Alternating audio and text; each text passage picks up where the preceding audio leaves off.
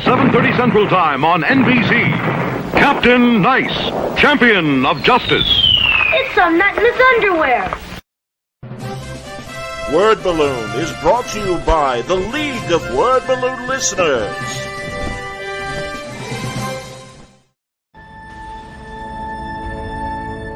Years of work pretty much into this big coffee table book, which now is benefited by a show like this, where you can see a lot of this stuff that I newly created and some of the older stuff I've done.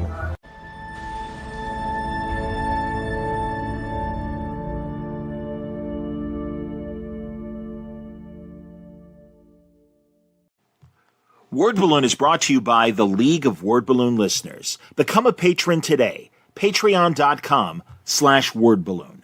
For as little as $3 a month, you can really help Word Balloon keep going and get exclusive content you won't find anywhere else. Here's what you get. The Word Balloon Magazine, a digital publication packed with behind-the-scenes interviews, commentary, and insights from your favorite comic book creators, writers, and pop culture stars.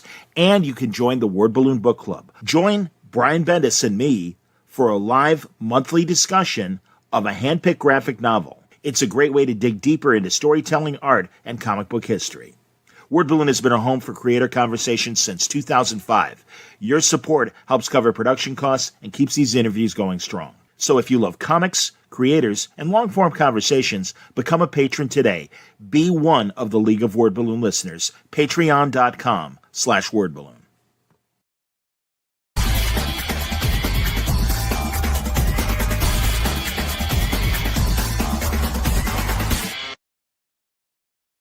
Welcome back, everybody. Time again for Word Balloon, the comic book conversation show. John Suntress here. Happy to welcome David Pepose back to Word Balloon. He's got some fun stuff. But, David, I got to ask you right off the bat, I warned you about the opening little old NBC promo from the 60s. Do you know about Captain Nice? No, I think that might be before my time. Well, I don't know if you recognize the art, but that was Jack Kirby art for the promo. Oh, wow. That's cool. Yeah. Yes. Very short-lived. I don't think it made it past 13 episodes, but late 60s, kind of drifting off the Batman craze, and it was a broad comedy. But what was William Daniels' name, the teacher in Boy Meets World? Remember? It's okay if you don't remember. No, All right, I don't mean to hit you with the quiz. I thought maybe as a 90s kid, I feel, let's see. Mr. Something, obviously. Yeah. He still does cons in his 90s, which is insane. William Daniels is the actor. Mr. Feeney. There you go. So he before he was Kit on Knight Rider and before he was on another great 80s show, St. Elsewhere, and of course Boy Meets World, he was Captain Nice in that ridiculous outfit. I have the Wikipedia open for him now, and it's blowing my mind that I did not know Mr. Feeney was the voice of Kit. So thank you for educating me. The more you know. That's all right, man. No. And again, we'll give people some knowledge if they're not aware of some of the IPs that you're working on. I do want to start with Speed Racer, and first, I'll show the most recent cover as well. But here's the Free Comic Book Day, and it was pretty smart of Mad Cave to make Speed their poster child for Free Comic Book Day. What was your first awareness of Speed Racer? Yeah, I'm sure I caught reruns, just through like kind of cultural osmosis as a kid. And then I remember when the 2008 movie came out, the same weekend as Iron Man 1. And, you can kind of feel like pop culture, like the sliding doors of it all, that was the weekend that Iron Man dominated so heavily and sort of formed the MCU and the bedrock of today's modern pop culture. And so it was one of those things that when Mad Cave first approached me about Speed Racer, it was last year's San Diego Comic-Con. Chaz Pangburn is an editor over at Mad Cave, and I've worked with him in the past, and I've had such a great relationship with the publisher doing The Devil That Wears My Face with Alex Cormack. And so we've been looking to find something else to work on together. And Chaz approached me and said, listen, we've been doing Gotcha Man comics with Tatsunoko Production, and it's been a great relationship. We're looking to expand our license. Would you have any interest in Speed Racer? And it was like instant. I could feel the wheels turning. I love writing car chases in comics. You might know it from even my earliest work, Spencer and Locke. Both Yep. volumes had big car chase sequences in those. I love how comics can take a static medium and still inject all this speed and intensity and motion. And so I think it's such a cool, interesting challenge. And being told, oh, hey, you'd be able to do this over a 15 issue run. And actually it turned out to be 16 issues because we added free comic book day to the mix. I knew instantly I was never going to get this opportunity again. And I remember thinking about it on the show floor. I couldn't stop thinking about it. And Mad Cave wound up having some sort of event at San Diego, I think later that night or the next night. And I remember cornering Chaz. I remember cornering Mike Martz, the editor in chief. I remember cornering Mark London, the publisher and CEO of the company, and telling all three of them, hey, I want this book. I think we can do something really cool.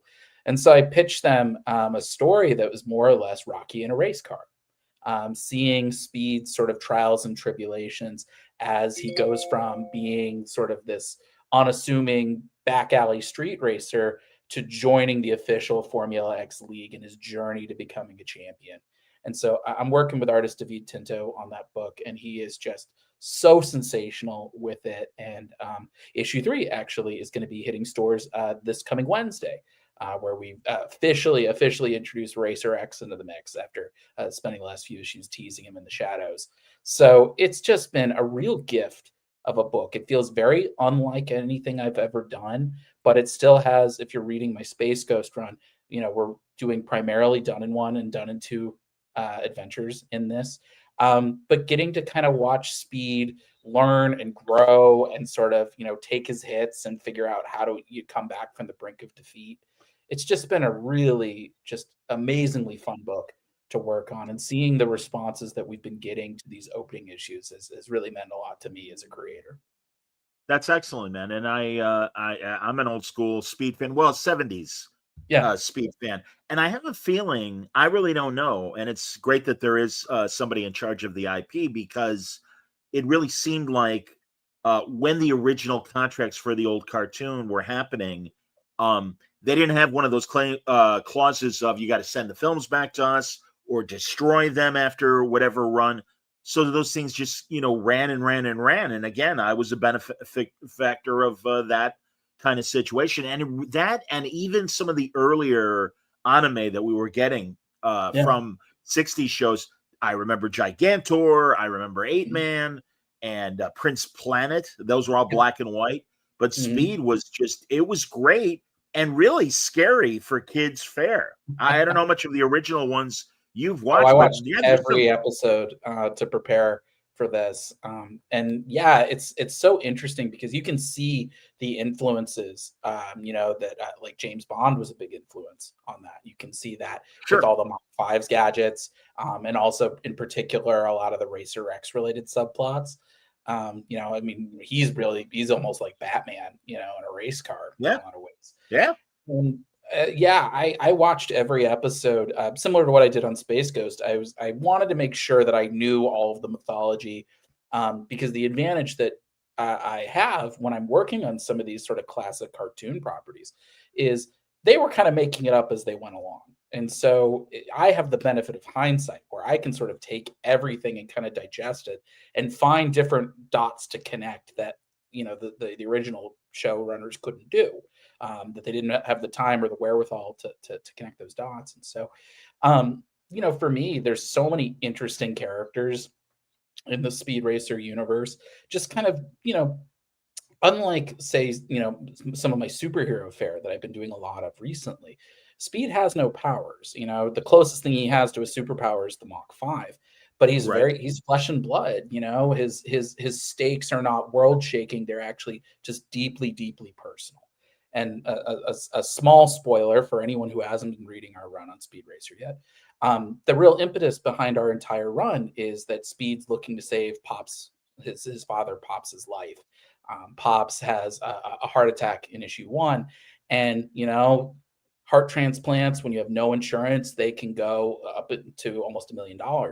And so Speed needs to win the Formula X championship in order to pay for that surgery. And so that sort of is like kind of the emotional core, the emotional drive behind the series, is that it's not Speed just racing for glory. It's that he can't afford to be in second place. He really has to kind of like win that championship if he wants to keep his family intact.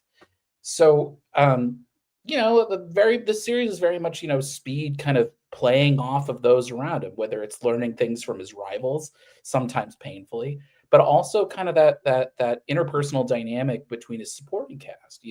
We see Trixie for the first time, and I love our take on Trixie. She's sort of the Carol Ferris to Speed's Hal Jordan, and that she owns the racing company. And so that adds like a little something to their dynamic where there's a will they or won't they, but also like she's his boss and he's the hotshot race car driver. And, how do you navigate when their interests are not always necessarily aligned? You have Racer X, who, for those who know the cartoon, that's Speed's long lost brother Rex, who in our series was presumed dead in the middle of a race. And that's sort of this like driving tragedy that has kind of shattered the family in a lot of ways. And so Rex, meanwhile, has been operating the shadows as this mysterious enforcer named Racer X.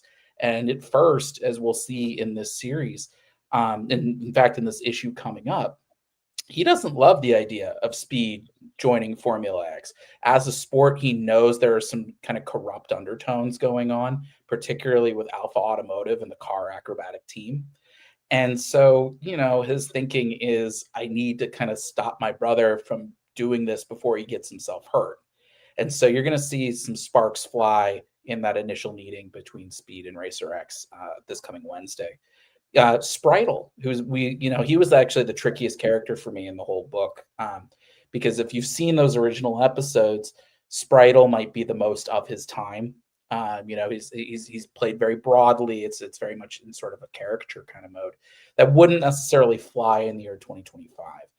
And so once we kind of drill deep into that character and realize like, oh, he's sort of this precocious, streetwise. He's the younger brother who was forced to grow up a lot faster, but doesn't have that tragedy that Speed carries over Rex's loss because he's too young to remember him. So we kind of recontextualize Spritel as sort of this streetwise hustler of a live streamer. And sort of he's like the color commentator behind some of Speed's, back alley exploits. So he gets to view the love of racing from a very different angle from Speed. And then, of course, Pops, who we will see, he'll kind of come in towards our second arc, really sort of at first not wanting Speed to compete. He lost one son to the sport. He doesn't want to lose another. And now he realizes, oh, like I'm stuck for this. And maybe the only way I can keep my kid safe is if I train him. And so he winds up being Speed's kind of like coach and corner man through the course of this series.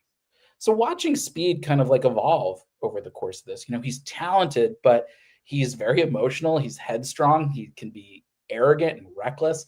I consider him as like Hamlet in a race car in a lot of ways. He broods, he struts, he's got these big emotions, these high highs, these brooding lows.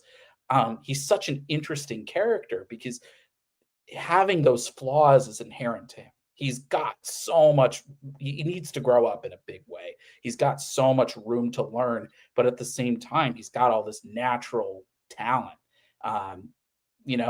Something that I really found inspiring for the movie was this idea that, to kind of make up my own quote here, it's sort of, like Jordan dunks, Picasso paints, Speed drives. This idea of racing being an art form, being a form of self-actualization for him, something that the world throws all these obstacles to try to keep him from doing the thing that he was put on this earth to do. And Speed still finds ways around it and finds ways to kind of rise to the occasion, even in the face of defeat and hardship. That's something that really speaks to me as a comics creator. I live and breathe this stuff. I mean, we've talked about it in the past, but I'm a third generation comics fan. My grandfather used to read me Calvin and Hobbes when I was a kid. And, this business, like the idea of going from being a fan to maybe dipping your toes into the indie pool, and then from going from the indie to the big leagues and figuring out like, oh, can I hack it? What's the learning curve behind all this? How do I kind of like step up my game and as fast as I can to make sure I can keep up? That's something that feels very autobiographical to me. That's something that I can really relate to as a comics creator. But being able to do it through this like larger than life, heightened action, a race every issue. And so, having a collaborator like David Tinto is like just paramount to a book like this. The way that he portrays speed, I think he's one of the all-time greats in terms of doing that. I think he's right up there with like Trad Moore and All New Ghost Rider, or David Aja with his issue of Hawkeye. David is taking the crown for car chases and comics, and just seeing the way that he's been doing all this. He's working on our 6th issue right now as we speak. Just really sensational looking stuff. I couldn't have asked for a better collaborator on this book. That's cool. Here's an image from from issue 3. I'll keep it spoiler free, but there's some great examples of the art. And certainly you have to, acknowledge, again, its origins coming from anime and everything. Yeah. And it has a great anime feel. Yes. I think that was something that, when Chaz Pangburn and I were talking about possible artists in the book, we wanted to make sure that it still felt in keeping with the original cartoon, but something that, we wanted to make sure it also felt as modern as possible. And I had worked with David on an issue of Avengers Unlimited a few years back. It was a Captain Marvel, She-Hulk team up. And I was so struck by how he really is the full package. He does these amazing expressive characters, but he's also got this very fluid sense of motion, and the action is just so intense that, the stars really aligned in a nice way, where it was last year's New York Comic-Con. I had just sent in my outline to Tatsunoko with sort of my roadmap for the series. And I had just turned it in and then went straight to Comic-Con. And I ran into David and I was like, what are you working on right now? And we were catching up. And I was like, do you have any time in your schedule? And so thankfully, everything kind of worked out timing wise. But I think this book is just as much his baby as it is mine. I think the just fun character beats that he's injecting into our core cast. He knows the assignment. He understands kind of what this book is in a lot of ways. And so it really kind of allows us to bring in, I think, the widest possible audience. That we do have, it's a little bit more of a modern take, a little bit more of an adult take, but it's not gritty. But I think David is able to sort of kind of keep that sense of humor that the original series had, while still kind of making sure that it's been modernized for the year 2025. And just seeing the way that he portrays the car chases, it's very technically demanding. Even for me writing it, I'm like, okay, how do I pace this out? How do I keep the choreography feeling unique? And, figuring out what are Speed's rival strengths and weaknesses and weapons that they bring to their Formula X cars. And that's how we kind of like change it up a bit. But it's a lot to put on an artist's shoulders. And it's really sort of a trust fall exercise for a writer like me to say, all right, like I can only sort of describe this. I can maybe add in a little bit of reference art here and there, but it's up to you to sell this thing. And David has never backed down from a challenge that I've given him. He is right up there with some of the most talented artists I've ever worked with. And I feel like every issue that he's done of Speed Racer looks better and better and better than the last. I got to ask about one character we haven't talked about. Well, actually two, but I want to talk about Chim Chim first because, again, product of its time. And it is so crazy because, of course, you've got a Monkey and Space Ghost as well. And Captain Planet. Yeah. And, there you go. So 3 monkeys. My God, you're juggling a lot of monkeys. Yeah, and the OZ has winged monkeys. I'm basically comics' leading monkey laureate. But, yeah, like, did you debate within yourself about using Chim Chim? Yes. Because, again, it is, it's this weird thing that there were a lot of chimpanzees both on camera and in cartoons back in the 60s. So. We waffled on that one.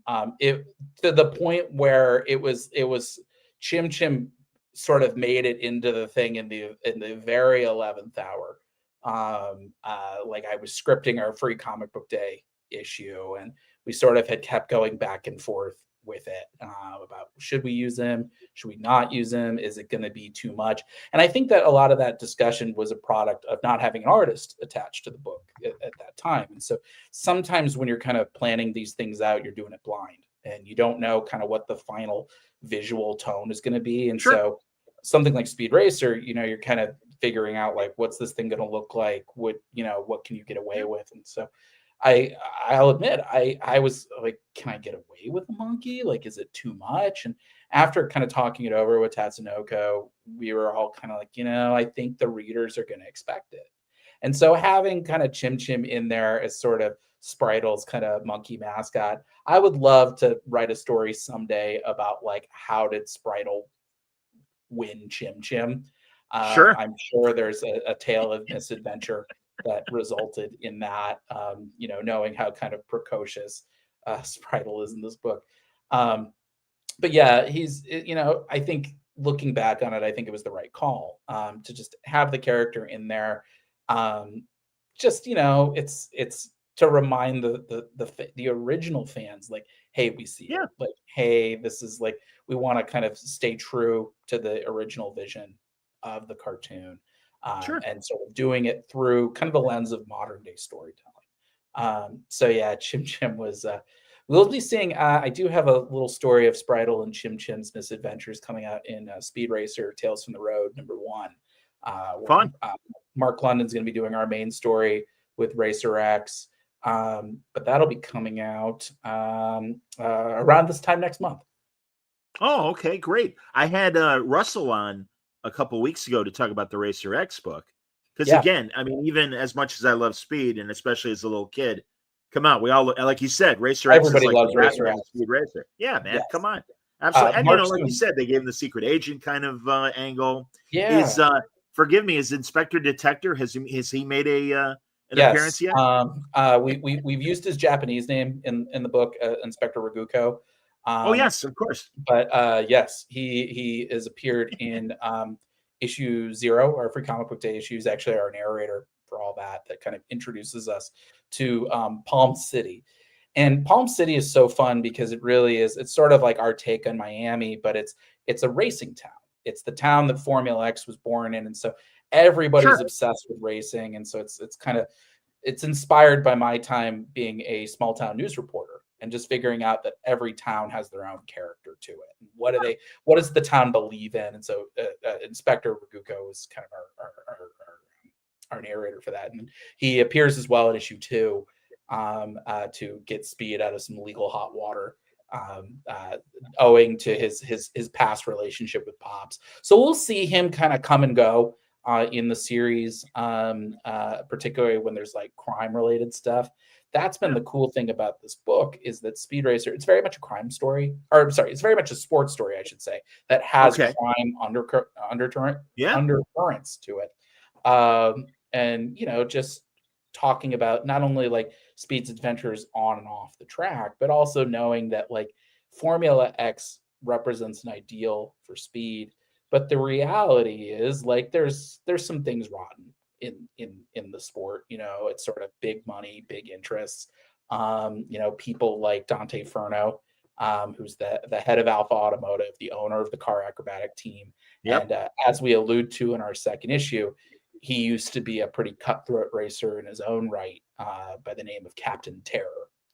And so, Speed kind of has to show that like integrity matters and that, skill matters and that like you can't just cheat your way to the finish line. Like at the end of the day, like your actions speak louder. And so, but yeah, Mark has been doing some really cool stuff over in Racer X. I've gotten a chance to read some of those scripts, and I love the take that he has on Racer X. It's sort of, when we were discussing it, he had this idea of kind of doing a little bit more of a noirish kind of take on the character, and I think it works so well. This idea of Speed is like a pure racer, whereas Racer X, in my mind, he doesn't have quite as much of the natural skill that somebody like Speed does, but he's trained. He's already sort of built up his technique and his fundamentals and the finesse, but also he knows how cars work. He is his father's son in that regard. And so I think you're going to see a lot of like Rex using his smarts, using sort of principles of design in terms of car mechanics. And that'll, I think, play out in some interesting ways over the course of Mark's series. Regarding the two cars, the Mach 5, and forgive me, I always forget the name of The Shooting X's Star. car. Shooting Star, of course. So, and if it's part of the story, don't spoil, obviously. Yeah. But did Rex build the Shooting Star after being involved with the building of the Mach 5? That's a good question. I believe the answer is yes, although I'll defer to Mark on that one. Okay. It's not something that we go into in the main Speed Racer storyline, but I would assume the answer is yes. I would assume that, you know, the way that our continuity goes in the main Speed Racer book is that, you know, Rex wanted to be a Formula X racer, and Pop said, "You are not ready. I forbid it." And, you know, being a rebellious son, Rex says, "I don't care what you think, old man, I'm out." And so he winds up joining the car acrobatic team, and through some kind of shadiness and backroom dealings, winds up having a horrifying crash and is presumed dead. And, you know, meanwhile, Rex has been sort of saved from the brink of death, but with some scars, and winds up kind of living this new life as a getaway driver, I believe. Yeah. And so he's had this whole other life. And meanwhile, Speed and the whole family have just been shattered over this loss. And it's really taken this thing that they all loved in different ways, the sport of Formula X, and it's really corrupted it, you know, that Speed, you know, he carries this tragedy on his shoulders. Pops, meanwhile, wants nothing to do with this sport that's defined him because, again, he lost a kid. And meanwhile, like Spritel, you know, he's too young to remember any of this, so he's very enthusiastic. And meanwhile, you know, Ma Racer, like their marriage is gone. You know. Oh, really? David, you anticipated my question because I think she's the most underserved character as far as the cartoon. So tell me about Ma Racer. Yeah, you know, when she makes her appearance, it'll be important, is what I'm going to say. But you know, it's sort of a couple of different things. Some of it just, you know, kind of logistical and pragmatic, but also just some of it of figuring out, you know, that characters. You hit it right on the head. And then the original cartoon, you know, she appears occasionally. And so sort of show up to say something to maybe, like, you know, deflate Pops a little bit, you know, when he's getting all worked up. But it was one of those things that Speed Racer as a cast, there's a lot of supporting cast members, you know, and it was sort of, as I was kind of triaging, like, who are the ones that feel the most important to me? You know, Trixie, Racer X, Spritel, Pops. As I was sort of going down that list, Ma Racer was sort of the one that felt the least developed. And as I was kind of thinking about what to do with her, I realized, like, oh, this is the story of a broken family. And every one of them sort of reacts to this tragedy in a very different way. Sounds and the good. idea of Ma Racer just saying, "I can't do this. I can't be here. Like, I can't do this," struck me as like something you don't see a lot of in popular culture. But we are going to be addressing that as the series continues. But I kind of like this idea, first and foremost, of having her off the board to start, because then all the pressure is on Speed. He can't turn to his mom and say, "How do we do this?" He's like, "I'm the man of the house. I have to figure this out. And my only way of getting that money is if I win the Formula X championship." And so it was a nice way of kind of heaping more pressure on his shoulders without having a second parent to be able to lean on. But we do have a plan for Ma Racer. That's great. No, it sounds great, man. And again, I don't blame you. That's a good turn to kind of, I look forward to her appearance, and we'll see what happens. It was kind of nice also just to add more texture to Pops, you know, like just this idea of he lost his son and now he's kind of a single dad and he's not great at it. You know, he's doing the best he can, you know, but he's not built that way. And so we have that conversation where he's trying to call her in issue 1. before the cat team shows up to rough him up. And yeah, we do have plans for her, and I'm very excited to see how we pay those off. Sounds cool. And forgive me, Sparky. What's happening with Sparky? Is he in Yeah, there? Sparky is the chief Part of the mechanic team. Yep. of Trixie's race car team, of Turnwell Automotive. And so yeah, Sparky is a fun character in that, like, he's trying so hard, and I think he is in a little over his head a little bit, but Trixie is like hemorrhaging cash. This is like a family business, and she is like running out of money. And so Speed is sort of her last ditch attempt at like keeping this family company alive. So knowing that she's kind of like a good-hearted person without a lot of cash, sometimes she's got to cut some corners and make some compromises. And so that's how Sparky winds up on the team, is that he's good at what he does, but he's very soft-spoken. He's very easily overwhelmed. I thought a little bit of Kenneth the Page from 30 Rock a little bit with him. But he's got a really fun sequence in issue 5 that'll be coming up.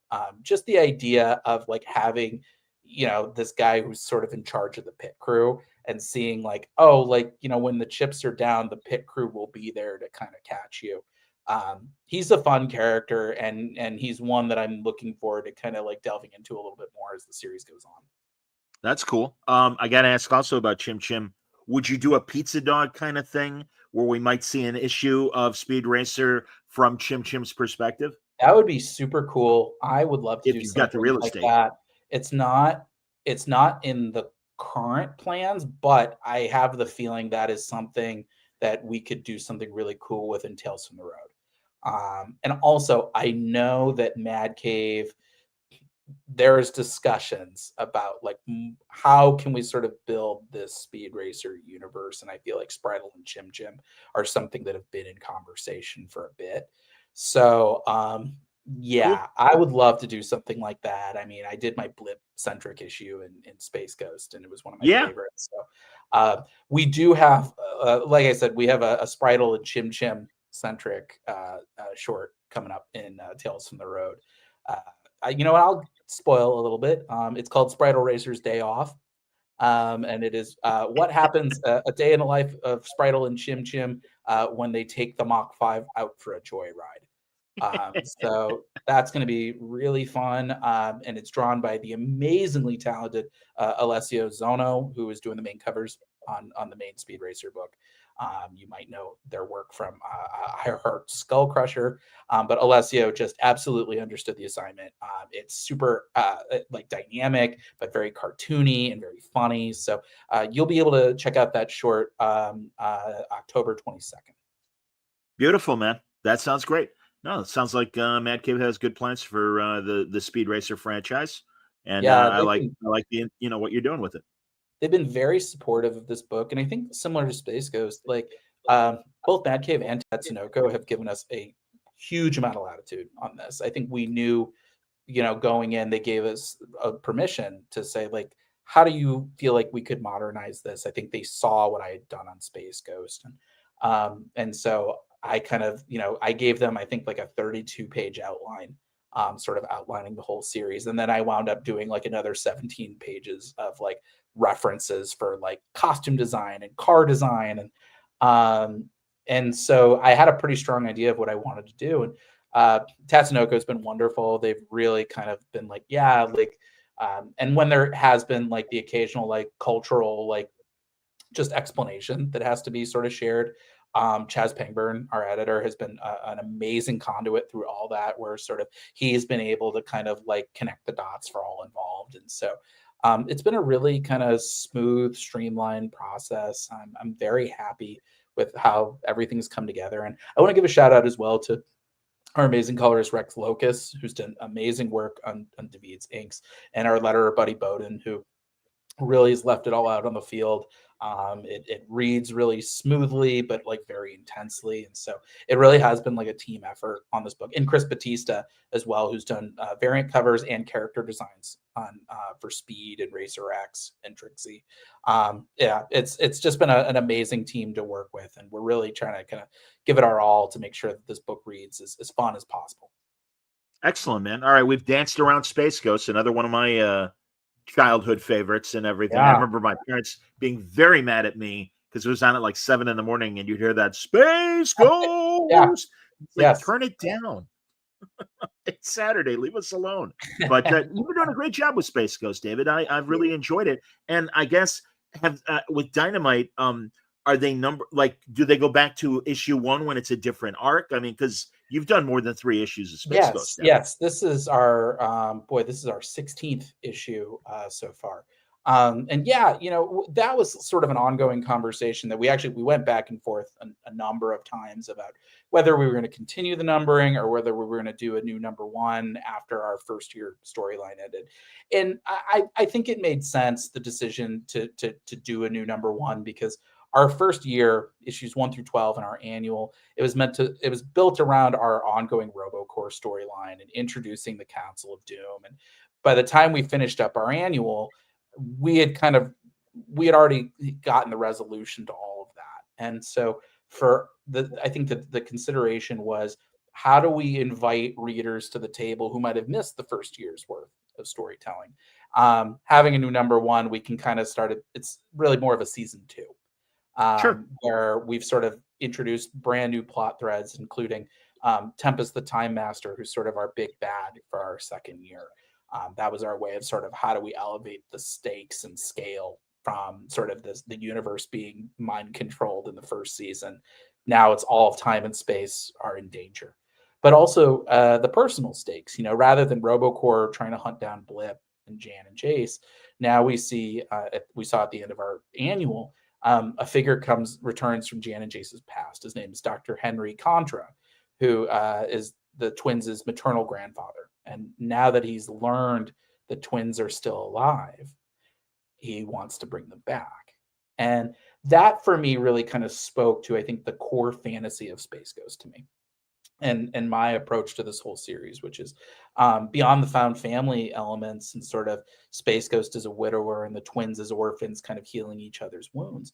I think, to me, the core fantasy of Space Ghost, as it was originally intended, it's the escapism. It's the wish fulfillment of being a young kid, whether you're a young boy or a young girl, being able to team up with this like sci-fi superhero and save the galaxy. And what is sort of the ultimate threat to a fantasy like that? It's when your parents say, we need to bring you home. And so that is sort of like, I think, kind of the personal stakes that are going to be threaded through our villain of the month storyline, is that it's Space Ghost and the twins. Now that their sort of found family dynamic had finally been solidified, suddenly it's shaken up. Where Space Ghost is like, maybe like, should the twins like go back with their family even if they don't know him, but also him feeling very insecure and jealous about the whole thing, and the twins also sort of doubling down and saying, like, Space Ghost is our family, and we don't know this guy, and Space Ghost meanwhile has been with us through thick and thin. So I think for me, how this series kind of came together was, I think it was around our 10th issue. I had written our Space Spectre issue.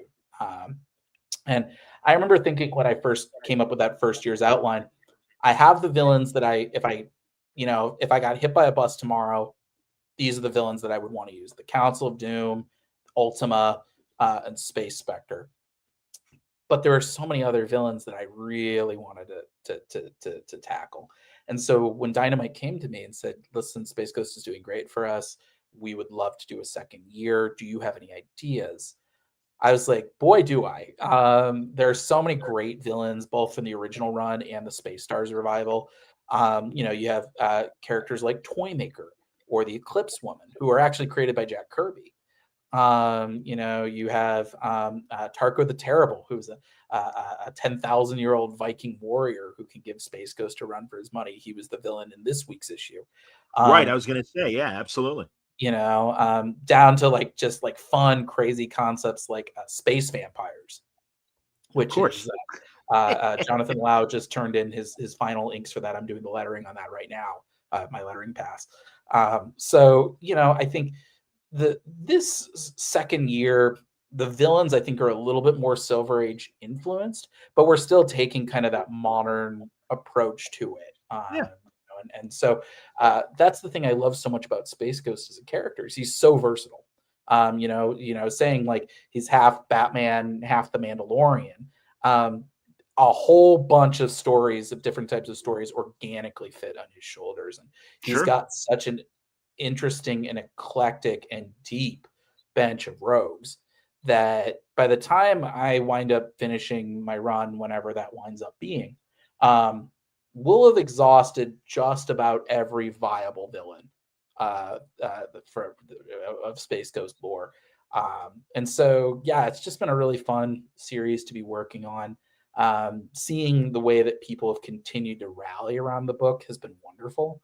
Yeah, it's just a book like Space Ghost is a real gift. It's something that I think comes very naturally to me. I think the themes are some of the themes that I tend to like to explore in my work in general.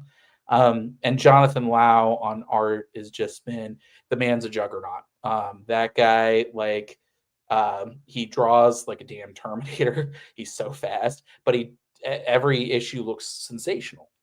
He really is like just one of the unsung talents of the comics industry. And so it's been nice being able to sort of, I think, like he challenges me to kind of like bring my A game every issue. And every issue I want to give Jonathan something really cool to draw. So yeah, I think it's been a really wonderful partnership with him. And yeah, I'm very excited for people to see kind of what we have in store for Space Ghost, continuing our done in one kind of approach, but sort of continuing to build not just on our Tempest storyline, but eagle-eyed fans of the original series might recognize the name of Dr. Contra as the villain known as the Antimatter Man. And he's going to kind of be like our Harvey Dent of our series as tragedy winds up turning him to the dark side in a very metaphysical and literal kind of way. And what's the fallout going to be for Space Ghost and the twins? Once they've finally gotten to know and like this guy, what happens when he finally breaks bad? So stay tuned. That'll be coming up, I believe, in issues 7 and 8. Okay. Jonathan, I've been a fan of since his Green Hornet days. Yep, me too. So, yeah, I know it's a good choice. And yeah. Is there a Hanna-Barbera, any sort of vetting for Space Ghost in the way that, like, for instance, Speed or other IPs? No, Warner Brothers has been really wonderful to work with, both on Space Ghost and Captain Planet. And I remember I met our licensing coordinator, Megan Logan, I believe was at San Diego this year. And she's just a wonderfully nice person. And I think we're very much on the same wavelength in terms of like, these characters that, were big generations ago. Now there's a whole generation of people that aren't as familiar with these characters. And so how do we kind of bring them into the modern day, not sacrificing, there's nothing broken about Space Ghost. Quite the opposite. How do we kind of find the bones of that character? How do we lean into the strengths of that property, but do it in a way that's accessible to a new audience? And I think that way we've been able to have our cake and eat it too. I think there's two approaches to taking on a licensed book like this. You either try to do sort of like, and here's the next season. And I think for certain books that works a little better. Like I think they've done great work with that in Powerpuff Girls, for example, which already has that very distinctive visual style. But I think when it's something that's a little older, whether it's Captain Planet from the 90s or Space Ghost and Speed Racer from the 60s, I think you run that risk of you're never going to capture that exact quality that those creators did from generations ago. And secondly, even if you did, you'd be showing up to the party decades late trying to compete with the original creator's secret sauce. I think that's a lose-lose. I don't think there's any way of winning that. I think the best thing you can do for something like that is to try to kind of make something fresh and new with it, while taking all these sort of prime ingredients that the original series left for you. And so I've been really fortunate in that all the books that I'm working on, like they really all have the building blocks for success. And so Warner Brothers has given us a ton of latitude on this. I don't think I've gotten a single note on Space Ghost or Captain Planet. Space Ghost, I don't think I've gotten a single note since issue 4 of the original run. Okay. And even that was just like, hey, this like splatter of blood, can it be a silhouette of blood? Like, you know, that's not even really my job. That's for Jonathan to do. And Captain Planet, I think like they gave me one note in the entire thing. And it was just like, it was our montage at the beginning of issue 2. That was a great note from Megan, was just, can we add in more mythology for Captain Planet in issue 2? Yeah. Yeah. So yeah, they've been really, I've worked with a lot of licensors over the years, and Warner Brothers is just above and beyond. They are in a class unto themselves, just a wonderful licensor to work with. I will work with them, and I've told Megan this, but I'll say it in public. I'll work with Warner Brothers on anything they ask, because they have been such wonderful licensors to work with. They've really trusted us to kind of tell the best possible story as we can envision it, and have not thrown up any sort of obstacles to doing that. So they really are just fantastic to work with. Have you put beyond the villains of Space Yeah. Ghost and his core family? Yeah. You know, it's funny because obviously, yeah, I guess Captain Planet technically, you know, even I don't even know who animated it, but my question more is about another 60s property that's another space property. Well, I can even think of 2 of them actually: the Galaxy Trio and the Herculoids, which I don't know even from a mythological standpoint, but it would seem to me you could put the Herculoids on an alien planet and have them. But yeah, are they fair game for you to play with? So it's slightly more complicated because they're all separate licenses. Yeah, sure. So there's it's not to say that it's impossible that any of this might happen. I've been lobbying to do Herculoids for a while.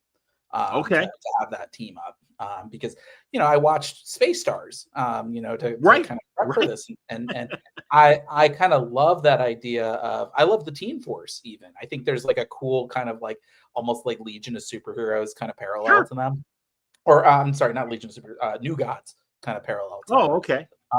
You know, but also a little bit of Legion of Superheroes. And I like the idea in particular of like, you know, of Jan kind of like interacting with them, because there was always that sort of love interest thing going on with them. Sure. And I think that's like a fun little wrinkle that it's something we can't do in the original with just the core cast. So I would love to do something like that. It's something that I keep bringing up, you know, keep telling Dynamite if you want to see that happen. Because I think the more people who say it, like the more likely we can make that happen. But I know the current Herculoids run has been wonderful. I've been reading that every month. So you know, I would love to tackle those characters. Right now, I'm focusing just on the Space Ghost license, Sure. just because that's sort of where my pay grade kind of ends.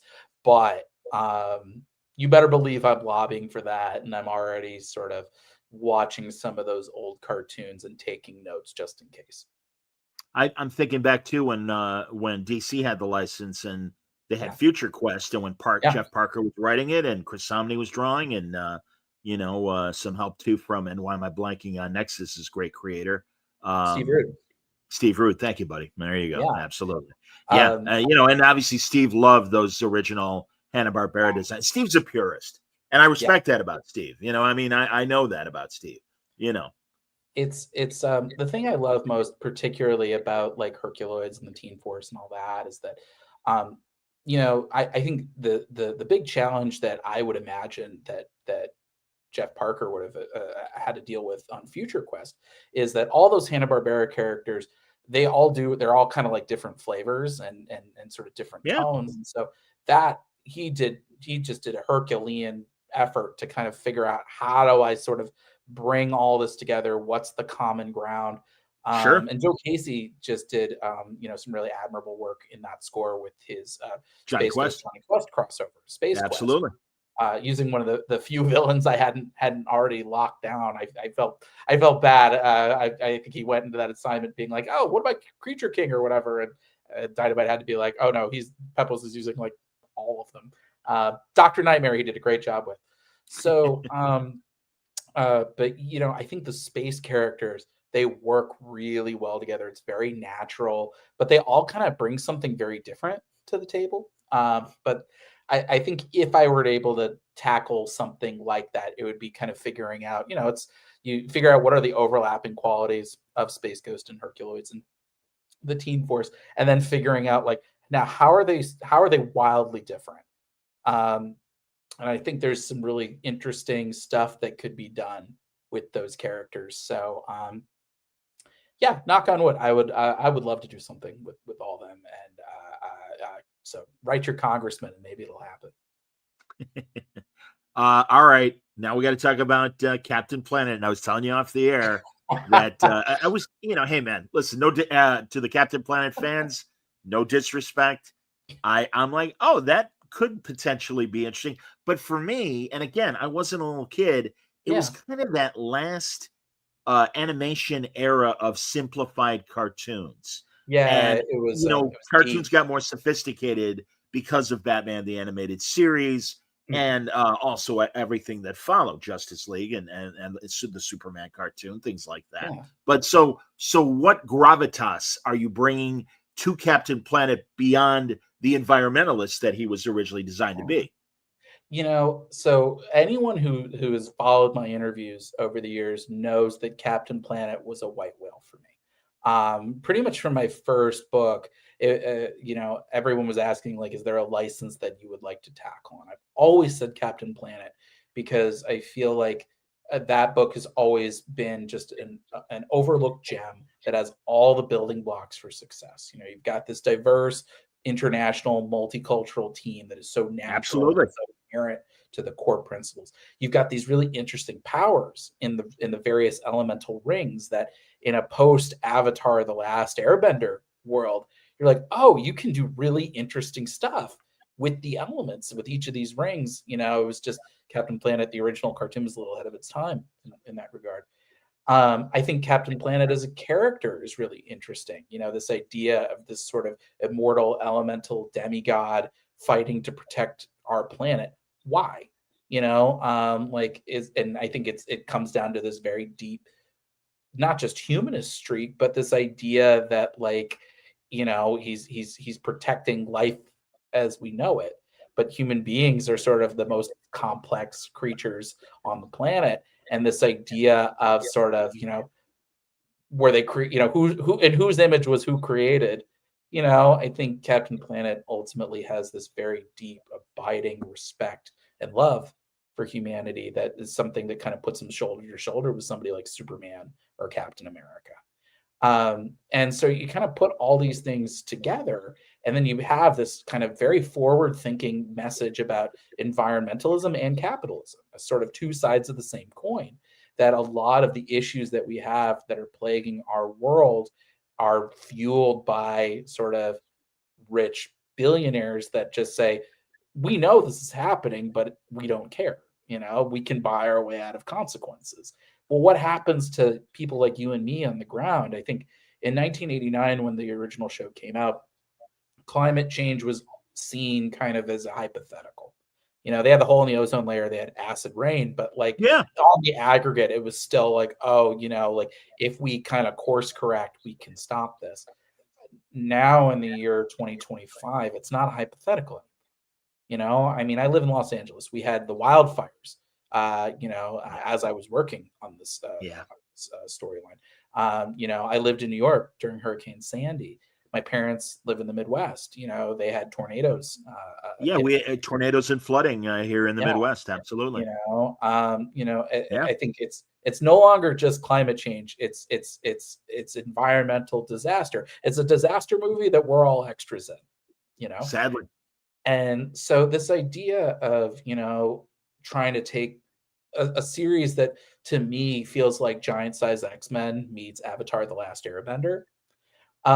It's something I really wanted to kind of tackle for a very long time. And so what wound up happening was it was last year's San Diego Comic-Con, the same con that I wound up landing Speed Racer. Dynamite had announced an expansion to their partnership with Warner Brothers.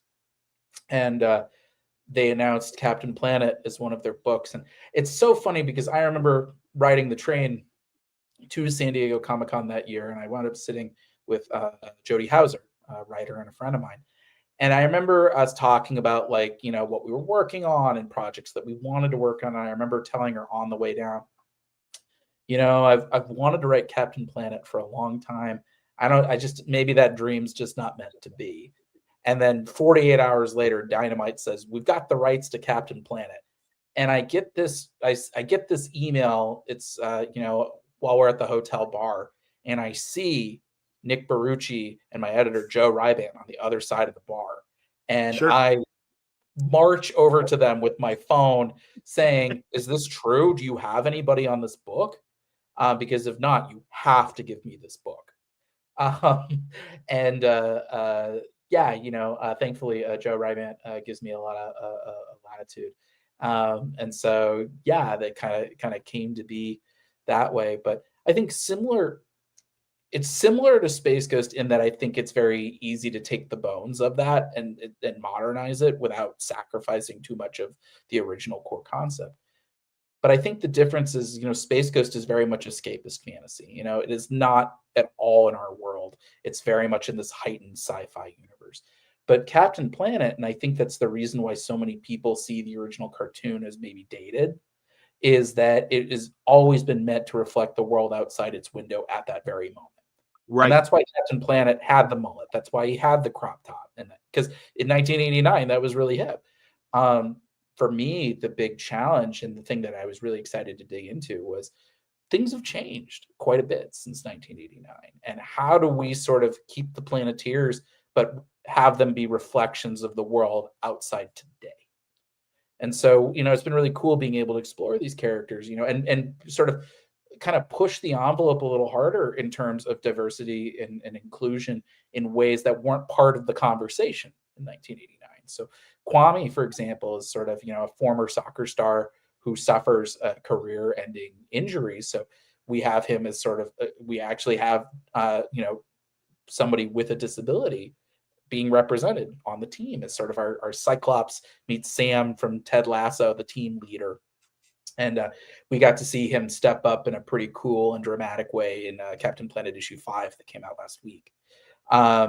Wheeler, you know, we sort of recontextualized him as an auto worker from Detroit, because I like this idea that, and it makes sense, particularly with the American of the group, there's going to be a skeptic in here, somebody who doesn't understand, you know, and maybe answers the reader's question of, why should I care about any of this? Why should I give a damn about this mission? Like, why me?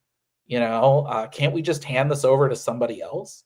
And so Wheeler's whole arc is sort of about, like, why should I do this? Why should I step up? And I think that's something we can all kind of appreciate. We have Linka, who has the power of wind. She's my favorite of the Planeteers. She's sort of like our Ileana Rasputin, a little bit of our Wolverine. In the original cartoon, she's from the Soviet Union.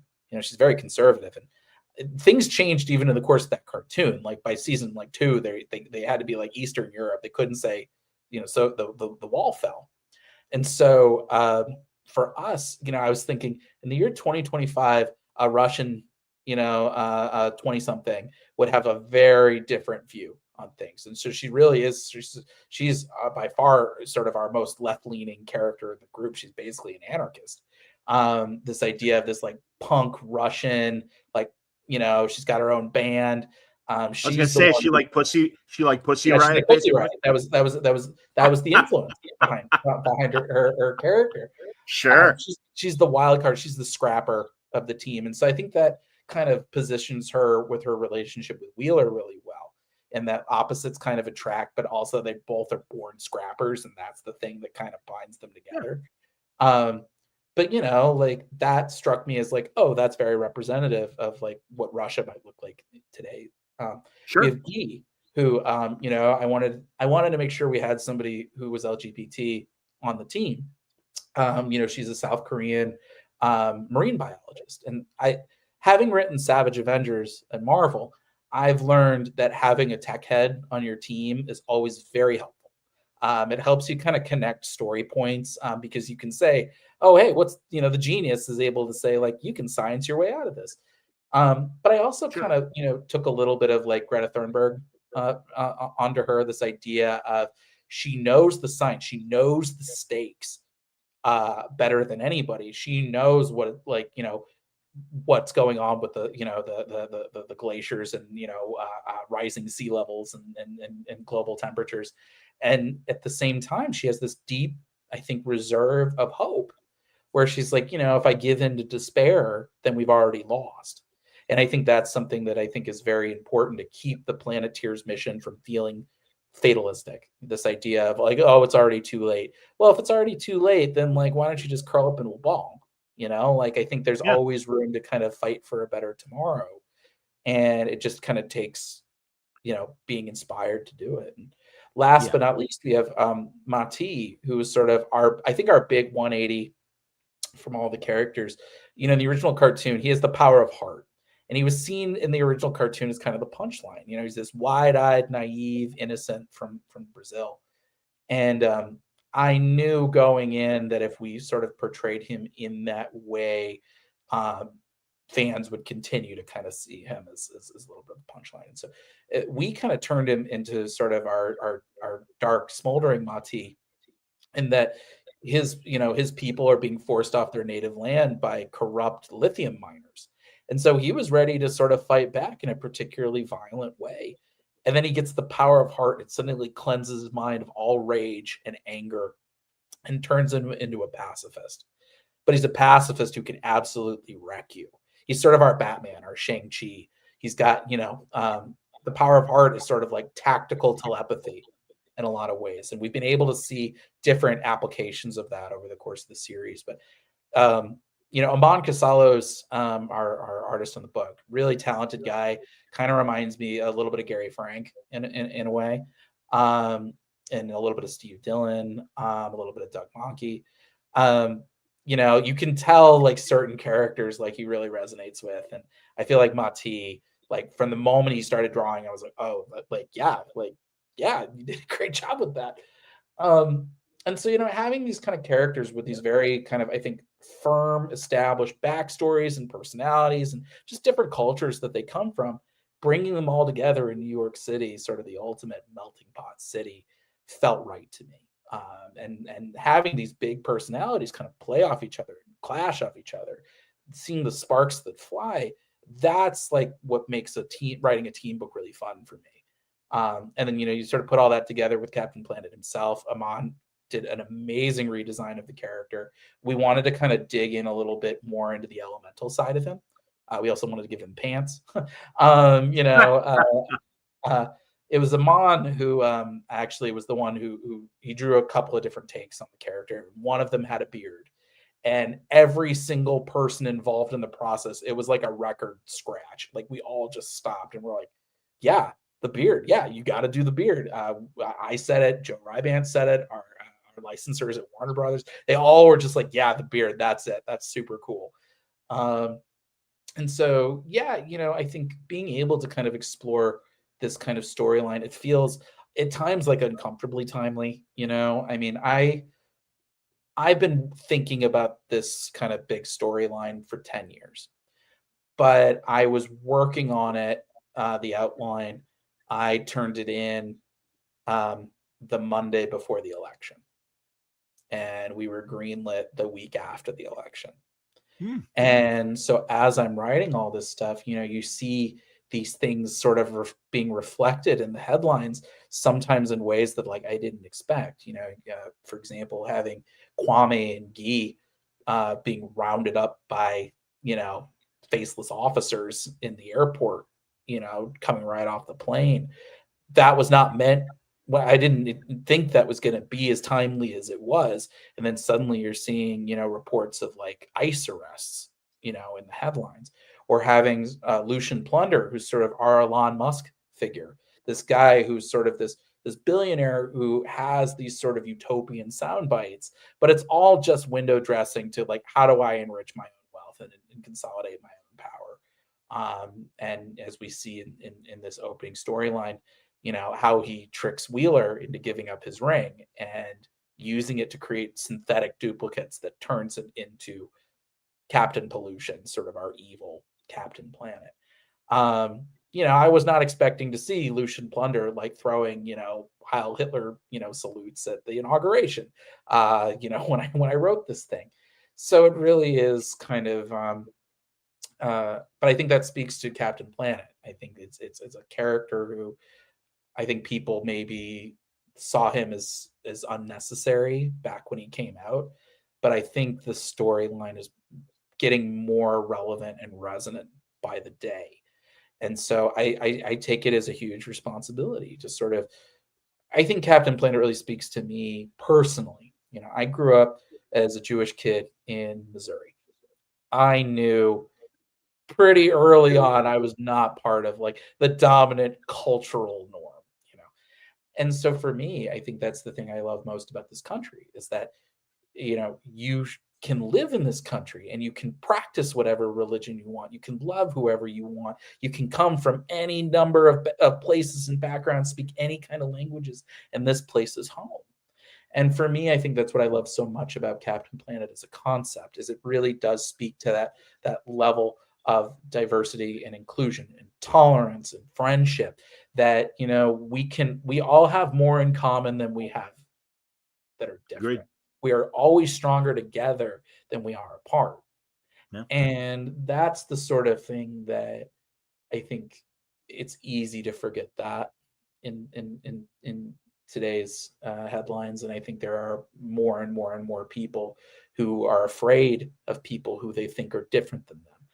And I hope for a book like Captain Planet, if, it can get people think, even just to stop for a second, just to have that moment's hesitation and to say, hey, like, to have that representation, to have heroes from different walks of life, then I think I've done my job. And so that's something that has really kind of stood out to me from the jump, is that Captain Planet really is kind of this ultimate friend group of all these different walks of life. And so, yeah, there's such a wonderful cast to play with. And so our big season finale, with our big origin storyline, it wraps up actually this coming Wednesday, along with Speed Racer issue 3. So you'll be able to sort of see Captain Planet's final head-to-head with Captain Pollution. But I would love to do more with the series. It's really just a matter of Aman had some other work that he needed to take care of, and I was sort of kind of cleaning up my schedule a little bit. We have to talk with Dynamite about it. We have to talk with Warner Brothers about it. I have to kind of come up with a storyline. I have sort of some broad ideas, but a book like Captain Planet is very much a Rubik's Cube of a book in terms of how you plot it, because you have to figure out how do you get Captain Planet in the mix without sort of pushing the Planeteers to the sidelines. They lose their powers when Captain Planet is summoned. How do you sort of have a threat that's worth Captain Planet's time? And when he's been summoned, what do you do with the Planeteers? So it's a lot of different moving parts. So those stories take a little longer to put together than something like Space Ghost or Speed Racer. But there are a couple of villains, particularly Hoggish Greedley. I think there's some very clear parallels that we could do in today's historical moment. So I would love to return to that, if Aman is game for it. It's TBD at the moment, but, if you order all the issues of Captain Planet, it's more likely to happen. Sure. Absolutely. Well, I'll be honest, man, that's good. That it sounds like you got a good story going, and certainly more sophisticated than what we got back in 1989. Sure. So that's great to hear. So to wrap up, we got to talk about something that you're doing for Paper Cuts, which was division of Mad Cave. And for the audio audience, it looks like it's an armored dog, and the name of the dog is Titan Terrier. Yeah, 10-Ton Titan Terrier is my new book with Ornella Greco. It's coming out October 7th. You can order it through Amazon, your local comic shop, the Simon & Schuster website, anywhere comics are sold. And that is a book that has been in the works for a long time. It's been a real passion project of mine, and I'm so thrilled that it's finally going to see the light of day through Paper Cuts, which is a division of Mad Cave Studios. And 10-ton Titan Terrier, the quick pitch for it is an asteroid crash lands on Earth, and it's got a clutch of kaiju eggs and an alien battle suit. And the only creature on Earth capable of turning the suit on is an 11-inch tall terrier named Holly. And so it really is sort of like Pokemon meets Pacific Rim. It's about Holly and her scientist owner, Sam, who they quickly have to kind of learn the ropes of like, oh, this dog is sort of in control of this 10-ton, battle suit. How do we kind of train this rambunctious dog to actually like do what we need the dog to do? Because it's one thing when a dog is rambunctious and you can scoop them up when they're 10 pounds. It's quite another when they're have this sort of gigantic weapon. How do you kind of deal with that sort of codependent, sometimes dysfunctional relationship? But it really is, in certain ways, a very autobiographical story. I started writing this story in 2019. It was the summer before COVID. And it was based on my real life terrier, Holly, who she's my family's dog. My wife and I took her in. It was supposed to be for a month. It wound up being like 3.5 years. It wound up being the rest of her life. And Holly, that summer before COVID, was diagnosed with melanoma. And so I wound up taking this family dog to all these appointments, to radiation treatments. Just what could we do to kind of keep her comfortable and healthy for as long as we could? I remember feeling so powerless as I waited in the waiting room of just, I don't know how I can save my dog. And not only that, she was this beloved family dog. So I felt like my parents and my siblings, they were all counting on me. Sure. And I said to myself, I don't know if I can keep my dog alive, but I can make her immortal. And so that kind of became, I think, the initial snowball that, we tossed down the hill that turned into this story. I think some of it also came down to, I think a lot of people who know my work, they know that it's a little bit more adult fare. I'm the guy who, did What If Calvin and Hobbes Grew Up in Sin City with Spencer and Locke. It always broke my heart as a third generation comics fan when I would be at conventions and there'd be young kids reaching for Spencer and Locke because they see the cat guy on the cover, and me having to be the bad guy and say, oh, I'm really sorry, like you're not old enough to read this. I didn't have anything on my table that felt age appropriate. Sure. This book is. If your kids are watching, Pixar movies that they're watching, like The Incredibles, or they're watching The Iron Giant, they are perfectly fine for 10-ton Titan Terrier. I like that idea of sort of taking the excitement of giant robots versus kaiju, but doing it in a way that doesn't sacrifice like the fun or the action or the excitement, but doing it in a way that like we can invite kids to that table. It's not dumbing it down by any means. I think kids can kind of sniff that out, from a mile away. I grew up on 90s Marvel, Eric Larson drawing Venom and pages of Spider-Man. As a 5-year-old, I thought this was so cool. I was part of the club. I was part of the big kids group. That's something I wanted to do with 10-ton Titan Terriers. Whether you're 5, you're 95, it's something exciting. It's something fun. If, whether you're a kaiju fan or just a dog lover, there's something for everybody to that. And, working with Ornella Greco, she's a super talented Italian artist. I found her on Twitter years ago, and I remember I reached out to her and I was like, I think you're the one for this book, this very personal book of mine. And I wasn't aware that Ornella had a dog of her own, Wilma, but you can sort of see the influence on all the pages.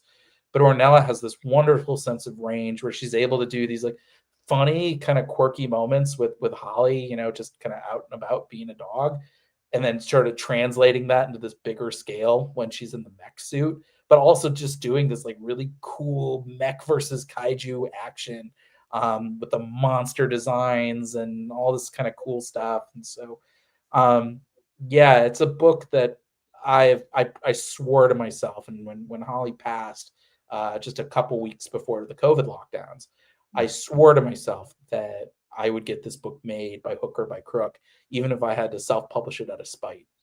And thankfully, I did not have to do that. Mike Martz, who I've known for since I was in college when I was his intern, um, we had lunch a few years back at San Diego Comic-Con, and we were talking about things to do after Devil Wears My Face. And I slid my phone over the table and I showed him Ornella's artwork for Terrier, and he was like, you know, how would you feel about working with paper cuts on this? And so they've been wonderful. You know, this is a big action-packed, larger-than-life standalone graphic novel. It's 150 pages. We really wanted to make sure that like the action felt big and titanic. Yeah, Paper Cuts has just been wonderful to work with. And so yeah, this book, it's been a long time coming, and I cannot wait for people to see it. It's going to be hitting the light of day October 7th. I will hopefully have copies available at New York Comic Con, but you can also get it at your local comic shop as well. Beautiful, man. That's excellent. Here, a couple of comments from the Peanut Gallery here. Yeah. Adrian says, made it. I have to watch the video on demand. Absolutely loving Speed Racer and Racer-esque comics. Really looking forward to where the first arc is going. And then Dennis is a fan of yours. He loved the first 2 issues of Speed. And still a big fan of Savage Avengers and Deathlock Miles. Amazing idea. Yeah, crazy idea. Loved your take on Weapon H. Big fan. So there you're the Weapon H fan. Got it. Well, thank you for reading. No, I kid. I do though hold that crown as the last person to write Weapon H. So yes, and you better believe I'm very jealous of that crown. But thank you for reading. Savage Avengers was such a fun book. I think looking back at my Marvel work, it's one of my favorite things I've written besides Avengers Unlimited and Fantastic Four. But Savage Avengers really was sort of just such a fun experience. And Carlos Magno did such a wonderful job on the artwork with that. And I feel like I grew up so much as a writer working on that book. All the stuff that you're reading from me now, it couldn't have existed without what I learned in Savage Avengers. So I always hold that book in a very important place in my heart and in my career. So thank you for reading. You know, I don't know if you or even people watching or listening, I'm sure we all get, especially if we look at Facebook video, those short videos where they are capsulizing stories. And even in the last day or two, I saw somebody capsulizing your Savage Avengers stuff. Oh, that's cool. Conan Kang, one of their scenes and stuff. Yeah, it was pretty cool. Thank you. That's neat. I'll have to check that out. That book. It was such a fun book. Just sort of this team of misfits, and I'm a big believer that there's no such thing as a bad character, only bad execution.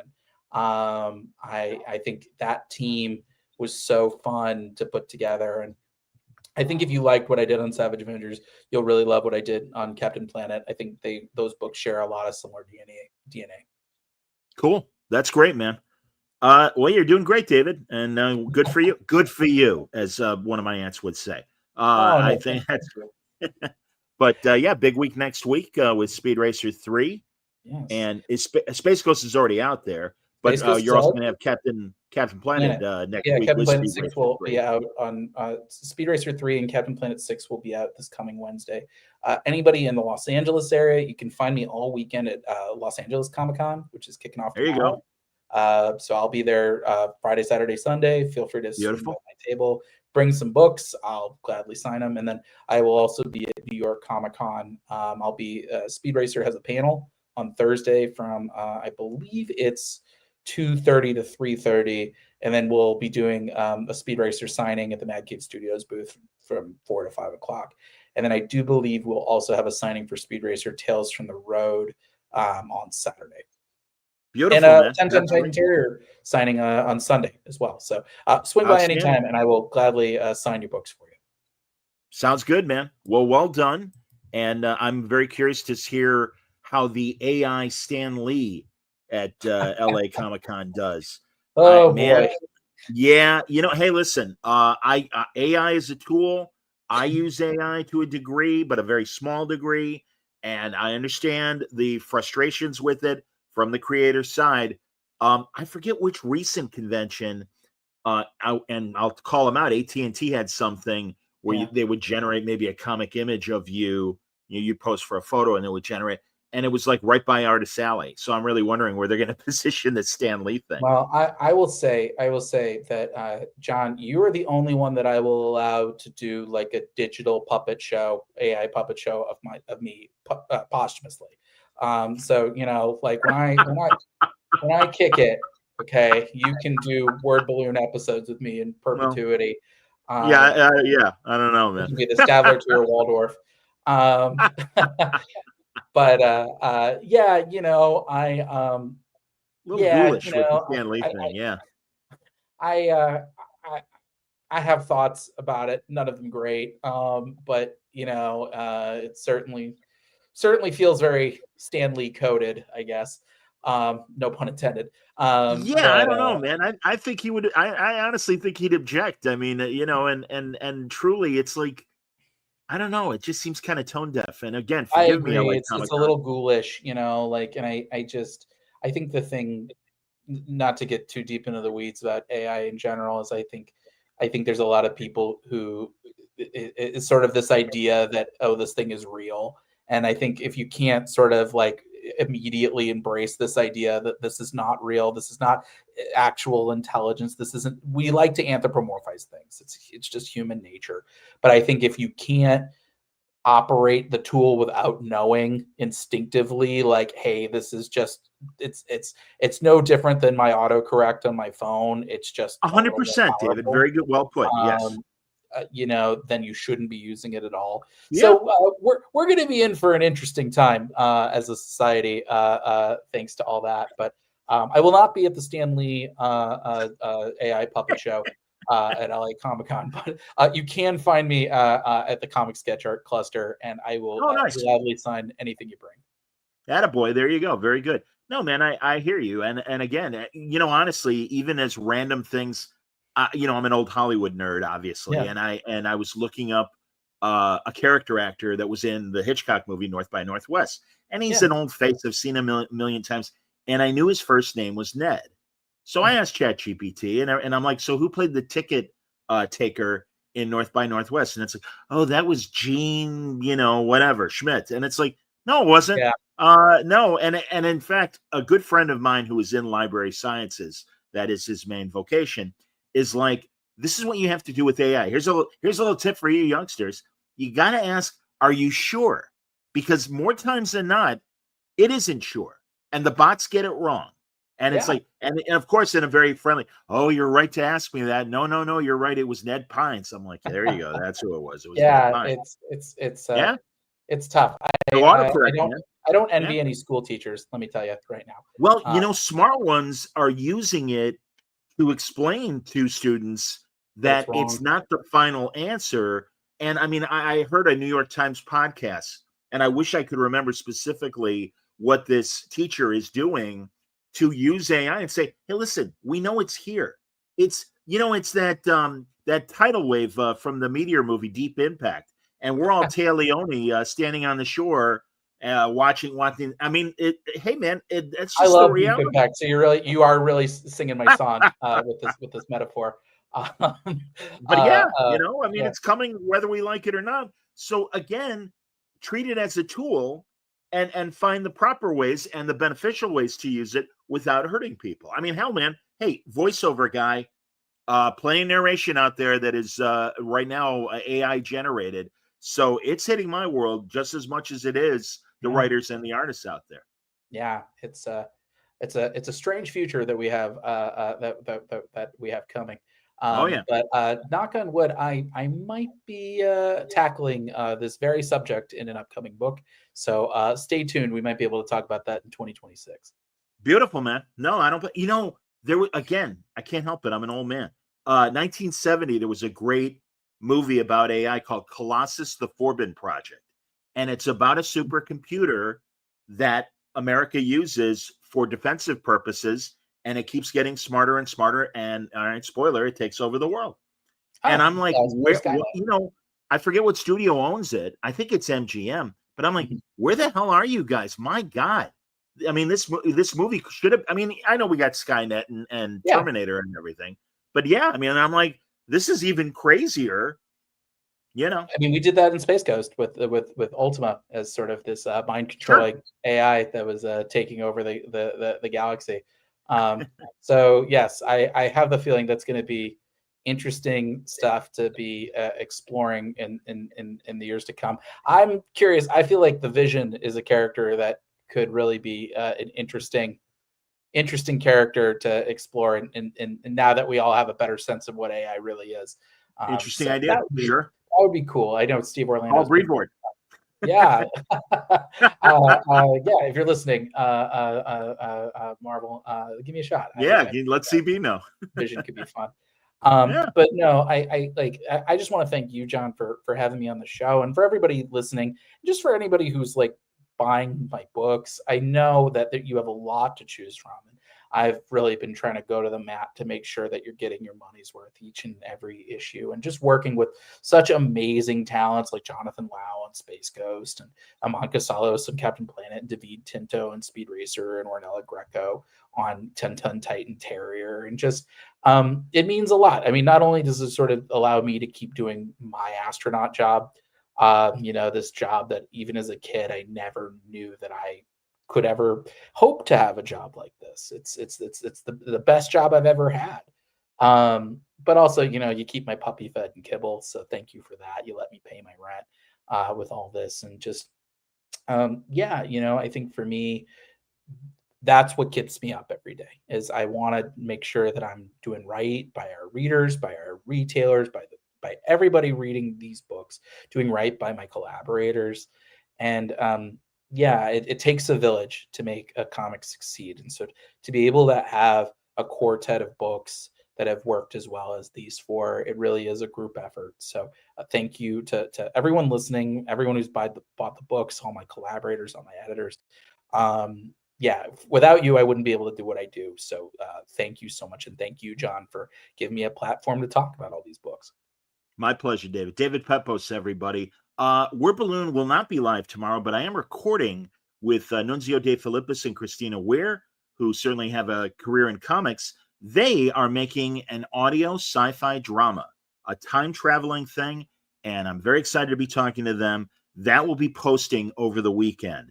So I hope you'll check it out either in video or in audio. I also, if you don't mind, David, I'm cleaning house.